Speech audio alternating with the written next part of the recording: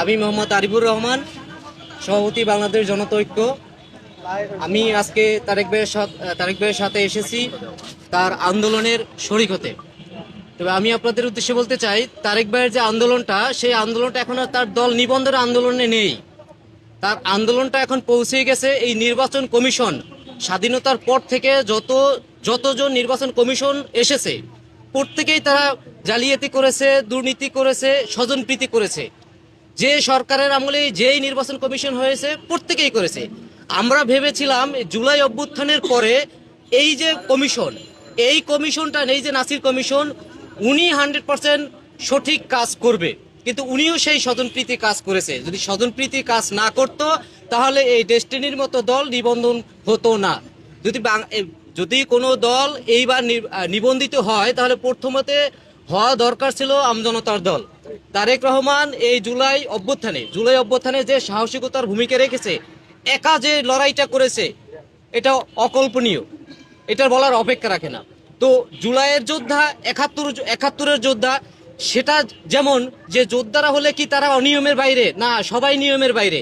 তারেক ভাই নিয়মের মাধ্যমেই নিবন্ধন চেয়েছে তার দলের। কিন্তু আমার প্রশ্ন হলো, তারেক ভাইয়ের যে নিয়মের মাধ্যমে যে দল আবেদন করেছে, আর অন্যরা যে আবেদন করেছে, তারটা তদন্ত করেছে, তদন্ত রিপোর্টটা জনসম্মুখে প্রকাশ করেন, এবং যাদেরকে নিবন্ধন দিয়েছেন তাদের ডিটেলস, তাদের ডকুমেন্টস জনসম্মুখে প্রকাশ করেন। আমরা দেখি তাদেরটা আপনারা কি পরিষ্কার পরিচ্ছন্ন আপনারা তদন্ত করেছেন।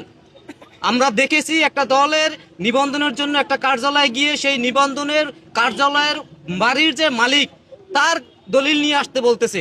আমি এই নির্বাচন কমিশনকে বলতে চাই, আপনার যদি হেডম থাকে, এই 60টা যে রাজনৈতিক দল নিবন্ধিত হয়েছে, এই 60টা দলের সকল ডকুমেন্টস আপনার ওয়েবসাইটে 7 দিনের ভিতরে দেন। আমরা যাচাই করব যে এই 60টা দলের ডকুমেন্ট সঠিক আছে কিনা। আপনি যদি এইটা সঠিক দিতে পারেন, তাহলে বুঝবেন আপনি সঠিক কাজ করছে। আমি চ্যালেঞ্জ দিয়ে বলতেছি, 4-5টা দল ব্যতীত কোনো দলের ডকুমেন্টস এই কমিশন সঠিকভাবে দিতে পারবে না। উনি যদি দিতে পারে, উনি আমার চ্যালেঞ্জ গ্রহণ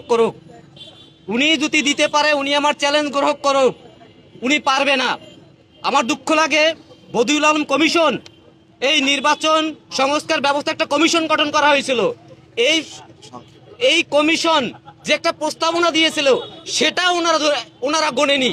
তো ওই বদিউল আলম কমিশনের গলায় ফাঁসি দিয়ে মরে যাওয়া উচিত।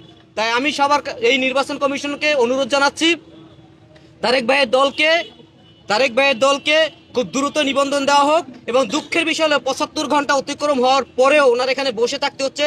এটাই সবচেয়ে দুঃখজনক এই জুলাই অভ্যুত্থানের পরে। জি, ধন্যবাদ সকলকে।